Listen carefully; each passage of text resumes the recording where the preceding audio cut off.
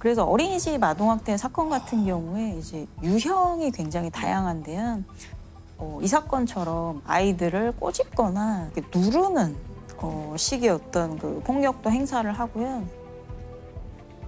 그리고 선생님이 아이를 직접 때리는 게 아니고 아이들끼리 이제 서로 박치기를 시키는 등의 이제 행동으로 서로에게 어떤 신체적인 폭력을 행사하게끔 이런 진짜 잔인하다.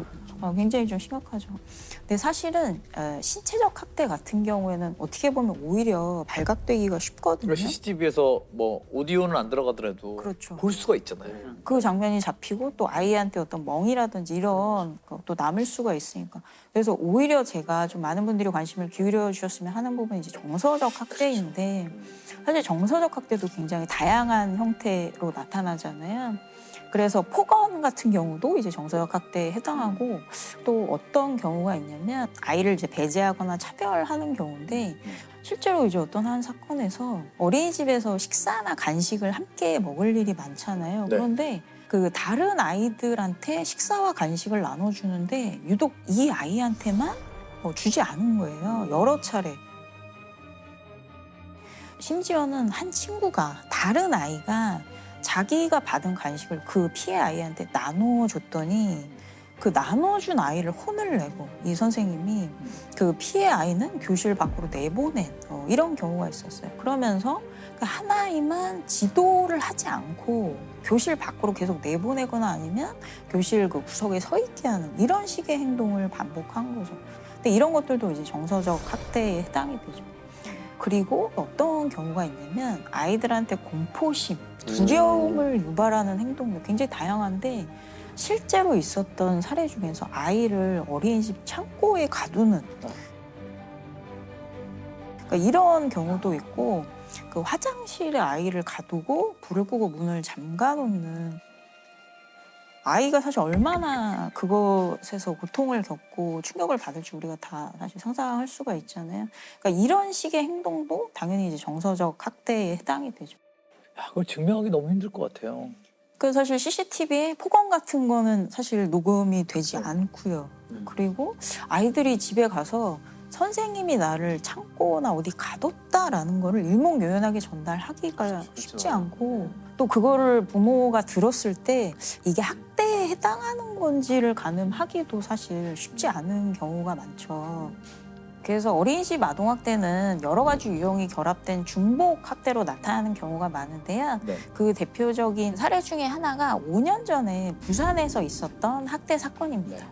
이 사건은 그 어떤 아이를 A4 용지, 종이로 이렇게 때리기도 하고 그리고 또 그 아이가 화장실에 가고 싶다는데 30분이 넘게 화장실에 보내주지 않으면서 벽을 보고 서 있게 하는 그러니까 이런 식의 이제 행동을 했고요. 그래서 3개월 정도 되는 기간 동안 수십 차례의 이런 그 행동을 한 사건이 이제 부산에서 있어서 이 사건은 징역 10월 선고를 받았습니다. 아, 이게 어린이집 같은 경우에는 기본적으로 믿음으로 보내는 곳이잖아요. 근데 저희가 이런 방송 나갈 때마다 어린이집을 이렇게 의심 속에서 여러분들이 보낸다면 부모들의 마음도 참 힘들 것 같거든요. 그래서 사실 그러니까 이런 여러 가지 사건이 있고 어린이집에서의 아동학대를 예방하기 위한 여러 정책들이 사실 나왔고 또 시행되고 있는 것도 있는데 그 아까 그 인천 사건 이후에 네.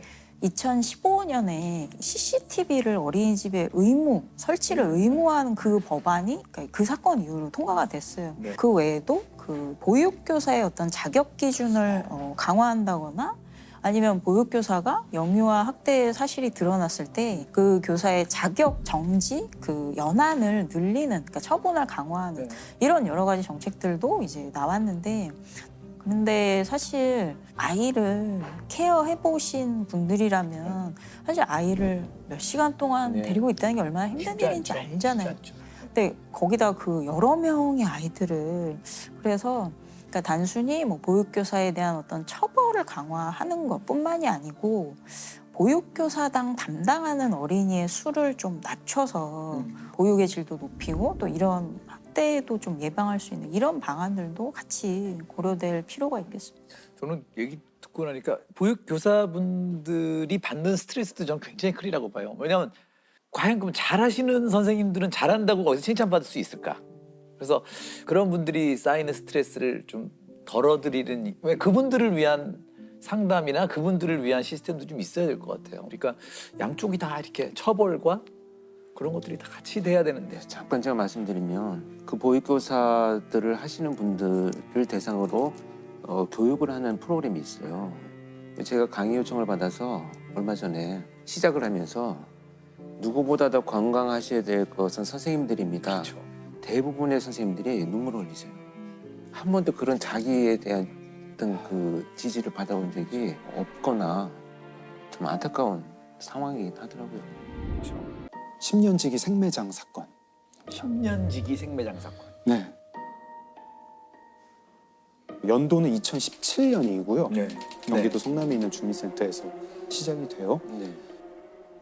기초생활수급자한테 이제 현금이나 물품을 나눠주는 업무를 하시는 사회복지사분이 한 아주머니가 걱정이 되기 시작을 하는 거예요. 네. 이 아주머니를 A 아주머니라고 할게요.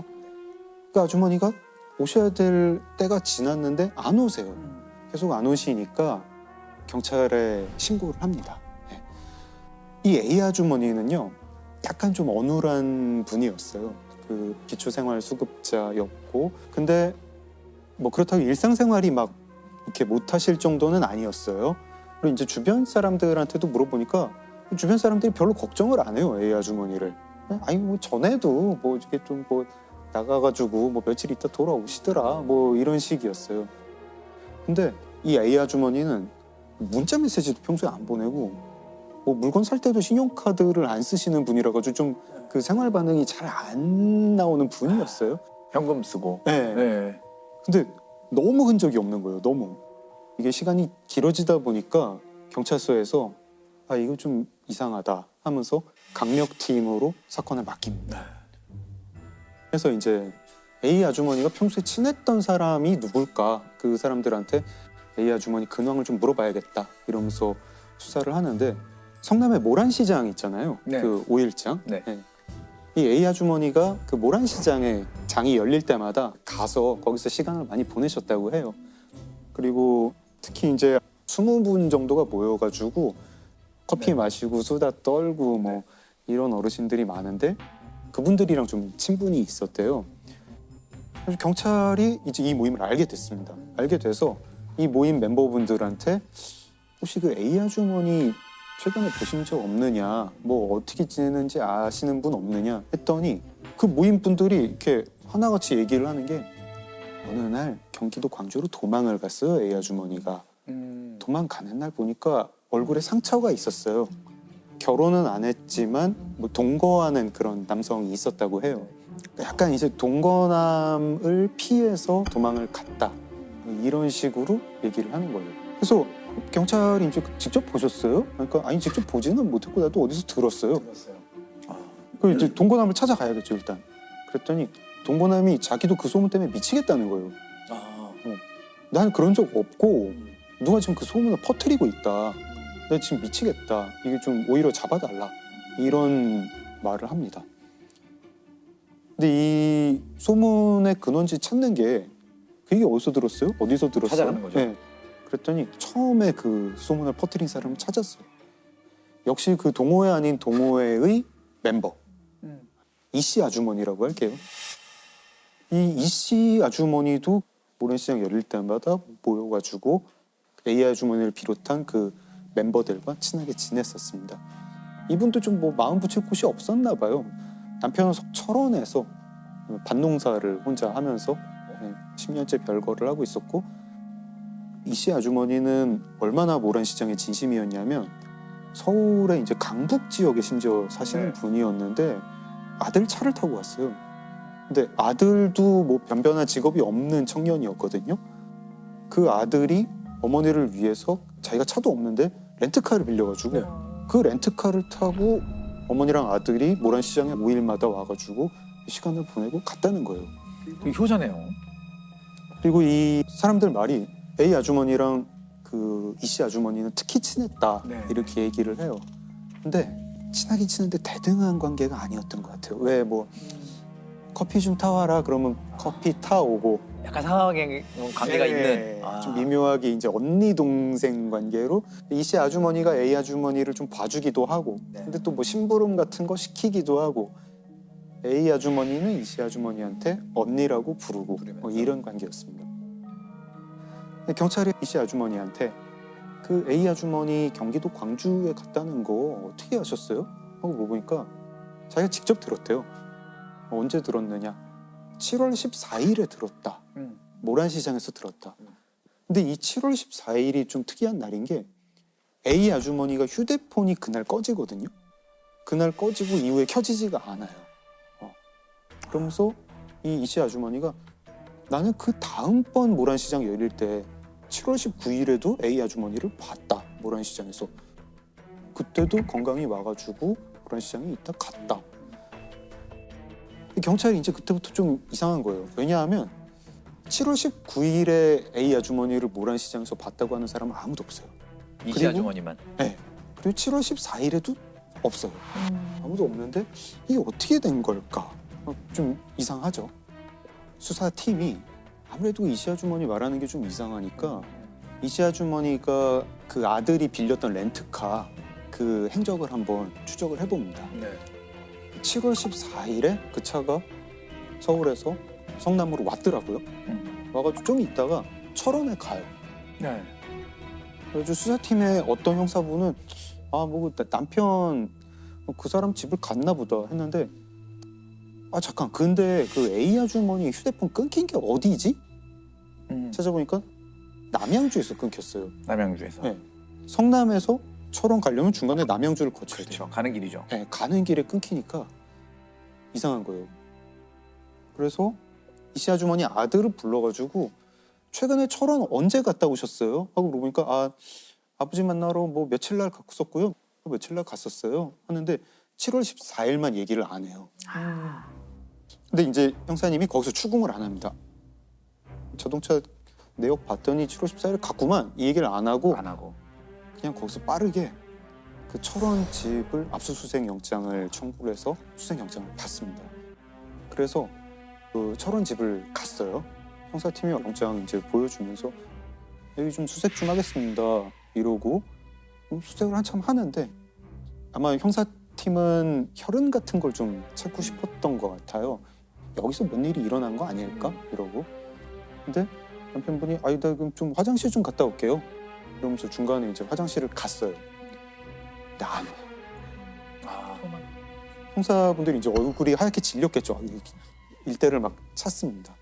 찾는데 그 집이 있고 헛간이 좀 떨어져 있었는데 헛간에서 그 사이 목을 매가지고 자살을 했어요. 우리 이 수사팀도 좀 황당한 거예요. 아니 지금 피의자로 지목된 사람은 이 씨랑 이 씨 아들인데 왜 남편이 자살을 하지? 네. 이 집에서 도대체 무슨 일이 있었던 걸까? 이 씨 아주머니랑 그 아들은 체포를 했죠. 이게 어떻게 된 일이냐 하고 이제 따로따로 놓고 압박을 하니까 뭐 금방 무너지죠. 사실은 A 아주머니를 살해를 했다. 7월 14일에 우리가 모란시장에서 입구에서 차 대고 기다렸다. A 아주머니가 오니까 할 말 있다고 잠깐 얘기 좀 하자 동생아 차에 태웠다. 그리고 이 씨 아주머니가 평소에 불면증이 있어가지고 약을 먹고 있었는데 네. 그 약에서 이제 수면제를 골라가지고 20알을 모은 거를 커피에 타서 건넸다. 아주 A 아주머니는 그 커피를 마시고 자동차 안에서 쓰러져가지고 자고 차를 몰고 철원으로 가다가 남양주 즈음에서 A 아주머니 휴대폰을 꺼내서 껐다. 그리고 철원에 가서 남편이랑 같이 셋이서 근처에 고추밭에 가서 땅 파고 그렇게 잠든 A 아주머니를 세 사람이 합세해서 묻었습니다. 살아있는 사람을. 그래서 생매장 사건이 된 거예요. 네. 어디다 묻었는지 파악을 해서 거기에 이제 파봤죠. 팠더니 정말 A 아주머니 시신이 나왔고 A 아주머니 코 속에 흙이 있었어요.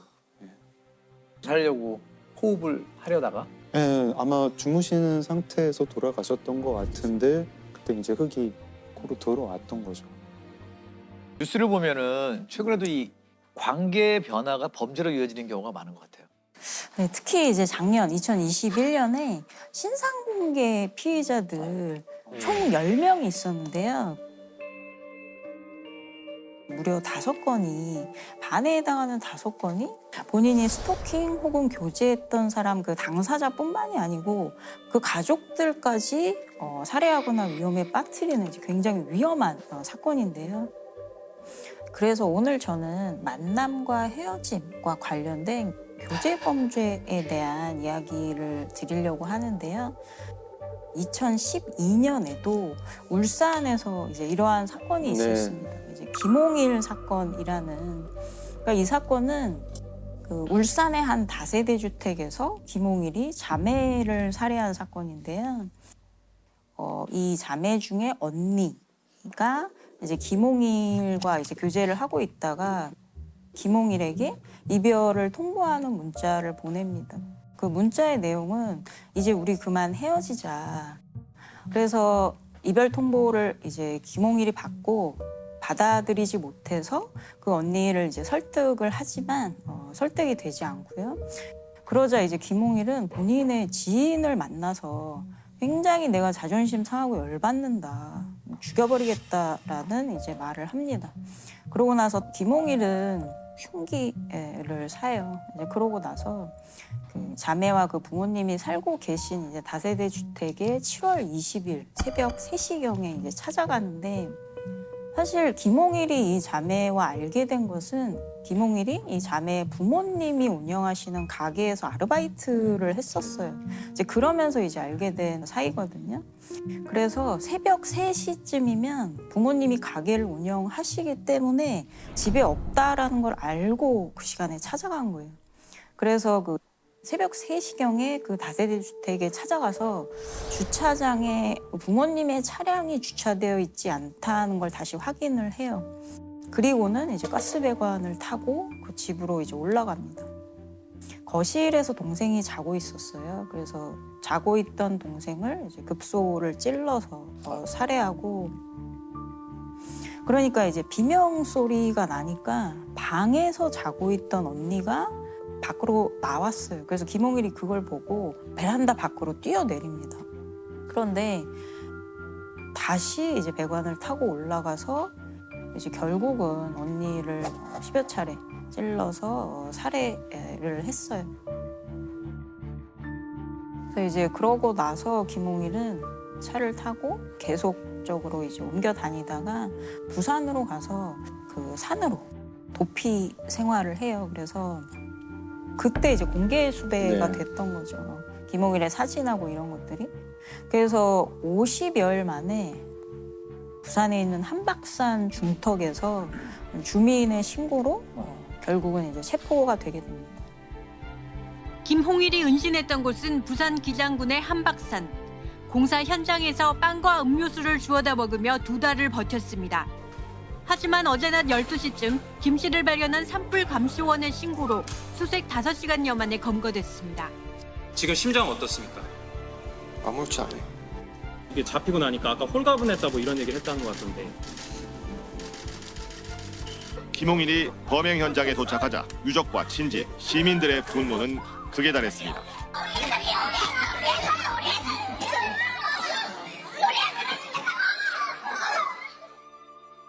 이게 체포 후에 수사 과정에서 김홍일이 그 거짓말을 굉장히 많이 했다면서요. 네, 거짓말이 정말 여러 가지가 네. 드러났는데요.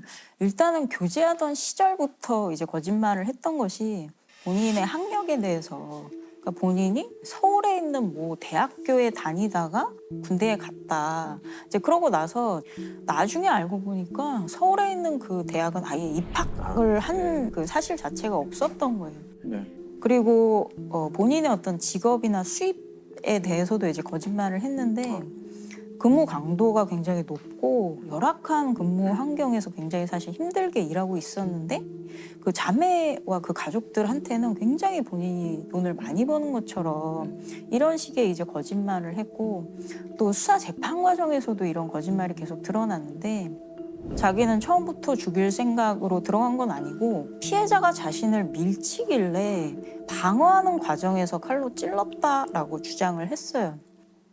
그런데 사실 이 범행 내용을 보면 그 동생 같은 경우에는 부검 기록이나 이런 걸 봤을 때 잠들어 있어서 거의 의식이 없었을 때 급소를 찔려서 이제 살해된 걸로 이렇게 파악이 되고, 언니 같은 경우에는 동생이 칼에 찔린 이후에 언니가 119 신고를 바로 했어요. 그래서 119 신고를 하는 과정에 사실 김홍일이 다시 배관을 타고 올라왔던 거거든요.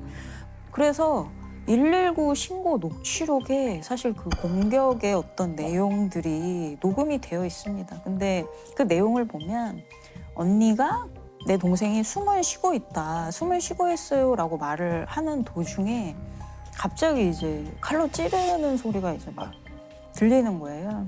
이제 그러다가 언니가 이제 비명을 막 지르다가 중간에 홍일이니?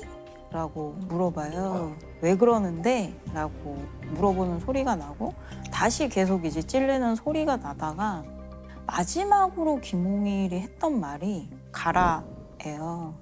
가라. 네. 그래서 사실 굉장히 고의적으로 사람의 생명을 앗아가겠다라는 그런 의미잖아요. 가라라는 표현이. 그리고 이 범행에 소요된 시간을 보면 10분이 채 안 되는 굉장히 짧은 시간이에요. 살해하겠다는 의도를 아무래도 의도와 계획을 확실히 갖고 왔을 가능성이 훨씬 높은 걸로 이제 파악이 되고요.